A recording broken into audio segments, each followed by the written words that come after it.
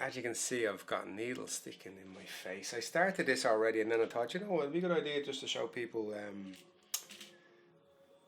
how to look after yourself a little bit. So I studied traditional Chinese medicine back, qualified in 2001, and then to supplement that I did this cosmetic acupuncture course. So before Western medicine and creams, which is an external thing, the Chinese were, actually when I was in China, they're obsessed with their skin. They don't like to get acne. There's a few things they're obsessed with. One is not having acne, and they get acupuncture for that. But then I did this cosmetic acupuncture course, which is an old thing that they used to use themselves. What I liked about it was not only did you do the face, but you did the body as well. So what it does is it takes that tired look off people. You know, when people start to get tired, they look haggard, you know, they look old. And then when they get refreshed, look, just a bit of a vibrance off you. So it just gives it a little bit of vibrance to the face. It hurts a lot. That's what I will say. So for instance, there's a groove here. And the way the thing is, I'm doing the jawline. There's a groove here. And I start at the bottom of the groove. Put the needle in. And it's under the skin. It transverse. Is that what it's called? Yeah. It doesn't go in straight anyway. And I just follow that crease on there. Actually does hurt quite a lot. But I'm used to it. It's hard to do. What I tend to do is I aim to do every day. 10 treatments is one course in Chinese medicine. But what happens is it gets to the end of the day and I just don't feel like sticking needles in my face. And I'll also do my body. And it's not for vanity. Well, it is a little bit. But it's mainly for health. And if I look healthy, it's going to have an effect on how I feel about myself. There's nothing worse than looking at yourself in the mirror and thinking, Jesus Christ, I look fucked. You know, puts you off for the rest of the day. It might demoralise you. So basically what I've done is done these ones here, these two here. They can also do, say for instance, if you've got lines, I don't mind. Actually, when I was a kid, I used to watch Miami, what was it, Beverly Hills 90210, and this guy had these like frown lines, and I was always like frowning and thought it was kind of cool. So I don't mind the frown lines, you know. But what you can do is you put it at the start of the frown line and you thread it all the way through. Now for you ladies out there, instead of getting Botox and then looking fucking weird, not like yourself. I remember having met someone there recently and hadn't seen them for a while. They had Botox, and you just don't. Is that really them or is it somebody else? So basically, what you do is you just thread the line, and what it is basically there's some acupuncture points, but basically what you're doing is create a small little trauma because the needles are like super thin. You can hardly see them, and that makes the body make some more collagen, and then it pumps the face up a little bit more, fills it. But then when you do the body acupuncture as well, it just rejuvenates the organs, and that some of them affect the skin, like the lungs are associated with the skin. So yeah, it's just one of those little things. The other thing I do is light makes a big difference to how you look. I only pick one mirror that I look in. The rest of the mirrors I don't look in, especially a mirror that you don't like your image. If you find a mirror where the light is good and it suits you, just look in that mirror. Don't look in any other mirror, because I could hold the camera in front of me and do a 360. My eyes will change colour. My nose will get longer. My face will change shape just because of the angle of light. So don't get lost in how you look in a photograph or in a reflection. Plus mirrors are warped. They're not. Most of them aren't straight, so they give you the distorted view. So pick a mirror you like. Stick with that one. How's that? Anyway, just thought I'd show you what I do. This is my second day, but I'm going to try and do as many days, maybe 10. Push on from there.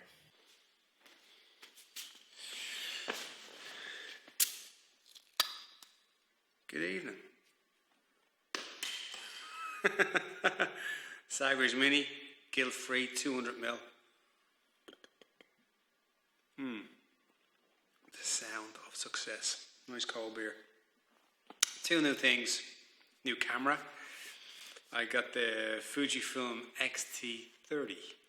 It's like an X-T3, but tiny. So it's got, I usually shoot with the Fuji X-H1. This is the better sensor, should be better autofocus. Sometimes the X-H1, even though it's lit, loses focus. This one doesn't.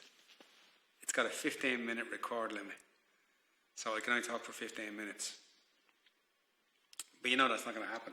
So I can just get up and press the button again and start again. And I got a new hat. It's very hot at the moment. Love it. Hotter the better. Hot at night. 30 degrees at night, 29 at night. So I've got a summer hat, because a lot of my hats are winter hats. You know, they're warm, they're grey hats, but they're winter hats. And I saw this one, but it was kind of Trilby-esque. See the way it's like pork pie? But they had this, and that's not a look for me. Do you know what I mean? It's not really my look. I like the pork pie. So I've had it sitting in a bowl to mould it. It's a local product. Someone local made it. Buy local. Keep the money around. Now, hang on 1 second. I want to get something. Sorry about that. Actually had some notes today. I say notes. That's the notes. Freedom and privacy. They're the 2 things I wanted to talk about, because I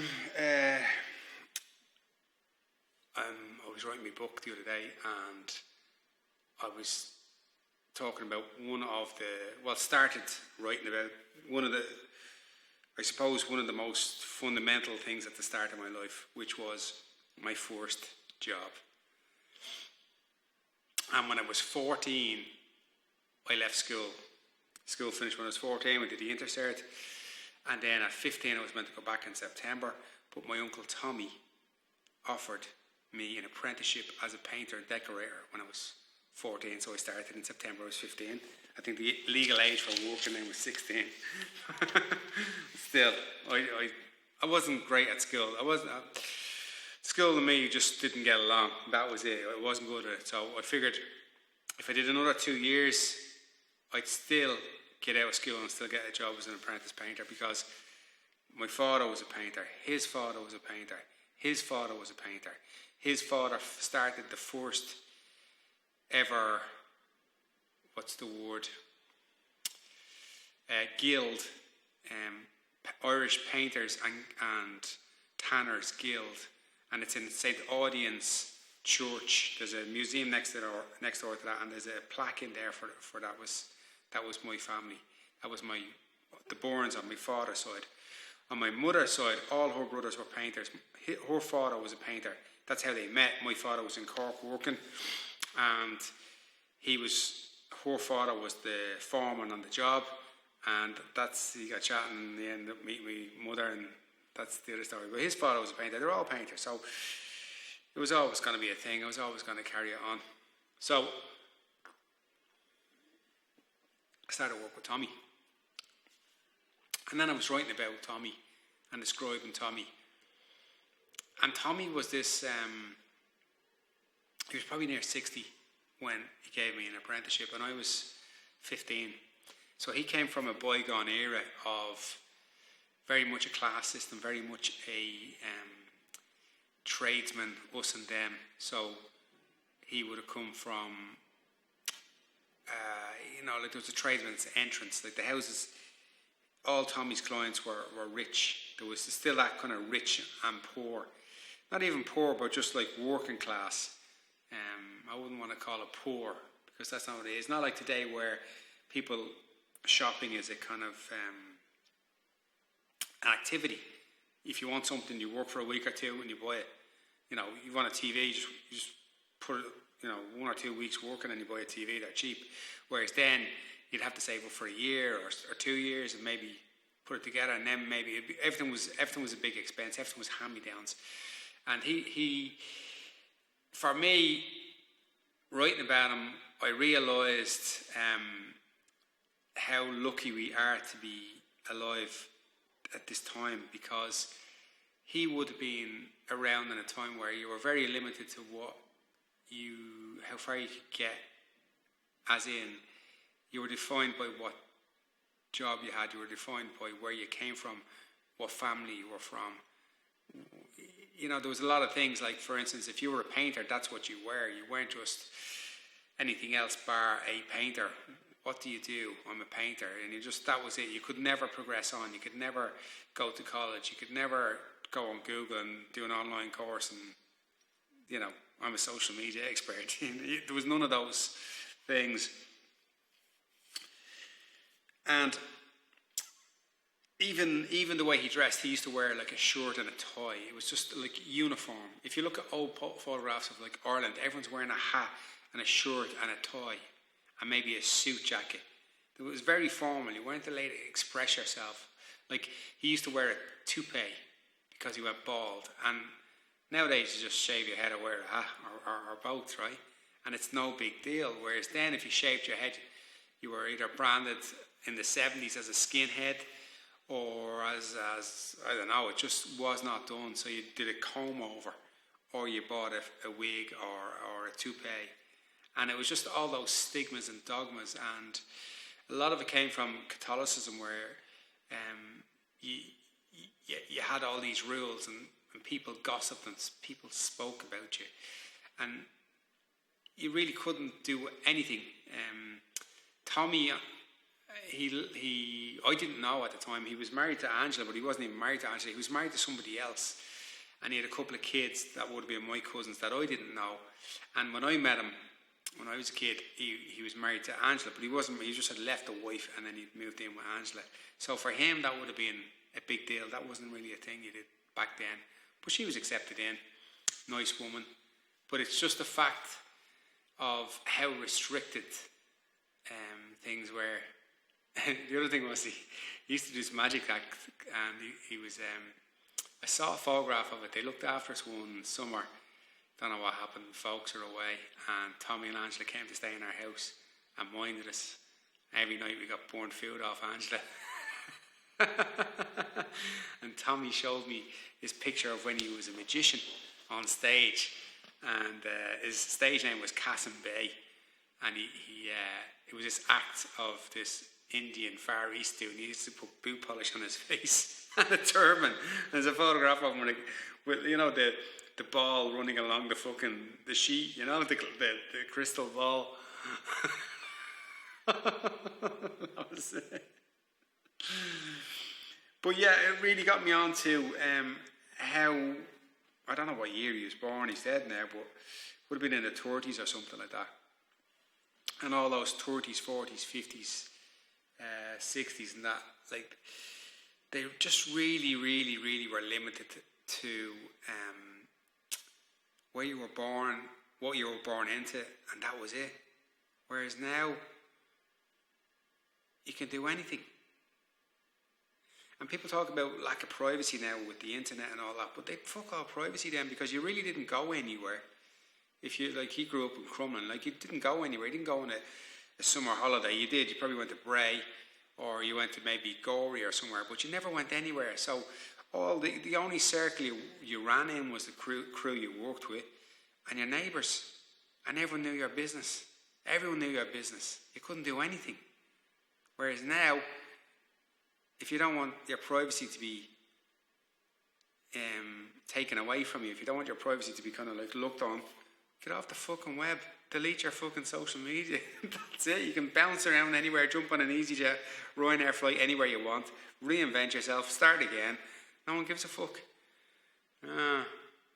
Well, yeah, it's just one of those things that talking about or writing about getting an apprenticeship and then writing about him, I realised how lucky I am to be born in this time, where I know people used to say this, everything is possible. Yeah, everything is possible if you're prepared to put the work in. Everything is there for you. And if you don't want your privacy being unprivatised, delete your social media. I did it. I've actually enjoyed being off it. the Instagram models have arrived back into town. I was in a cafe today and there was 2 chicks. First one, I think they were German. There was one with little hot pants and little bra top on. And then another one arrived and they were having something to eat. And then they're taking photographs of the food and, you know, selfies of themselves. And then they're back to the fucking on the internet. And then they tried to get their dinner for nothing, you know? And they called the guy over and he said, listen, we're these kind of Instagram models, or whatever he said. And, you know, we'll publicise your place and, you know, blah, blah, blah. And I thought it was absolutely pathetic. It really was. You don't see the wood from the tree sometimes when you're in it and you're taking photographs of your breakfast. And I'm a cunt for doing that, but I'm happy to be off it. Happy to be off. I'll use it again, but and the thing is, like, if it's important, you'll find out. Like, someone said to me, Jules, you got to be on the internet. You got to know what's going on. You got to be on the social. No, because everyone tells me if someone did something or went, or it's just news, isn't it? It's on the news. Like, your social feed now is on the news. If you look at your news feed on Google, someone fucking wore a pair of cycling shorts, or someone rode a bike, or someone jumped off a fucking boat, or, you know, there it is. It's enough. It's enough. Things here are good. Car park's full upstairs again. I suppose you never really got English and Irish staying here. It was always Portuguese and Spanish. There's a nice vibe in the place. Everything's closed at 11 o'clock, so there's no one drunk. And that was always the thing of Lagos. You always got this kind of like drunk vibe at night and a lot of that. And then the leftovers in the morning, the booze cruise, that's all gone. And it's just a nice little energy in the place. It's been good. Don't know how long it's going to last, but I see that they've pulled back on the 4th bit in Dublin, and I was hoping that wouldn't happen in Ireland, where they had these, like, I think 5 stages. They got the 3, then they were going to go to 4 tomorrow. That's been set back a month, and I'm starting to think, all right,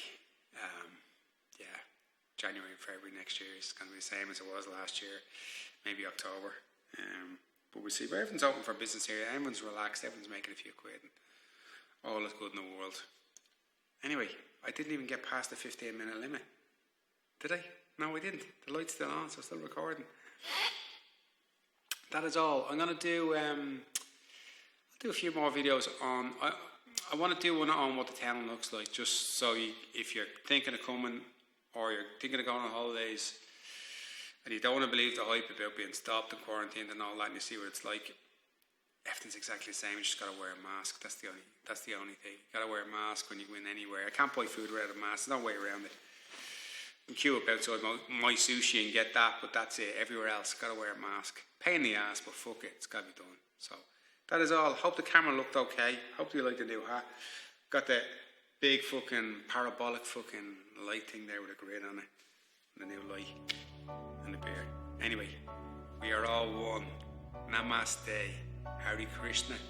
#Rafter. Rafter. Thumbs up. Thumbs down.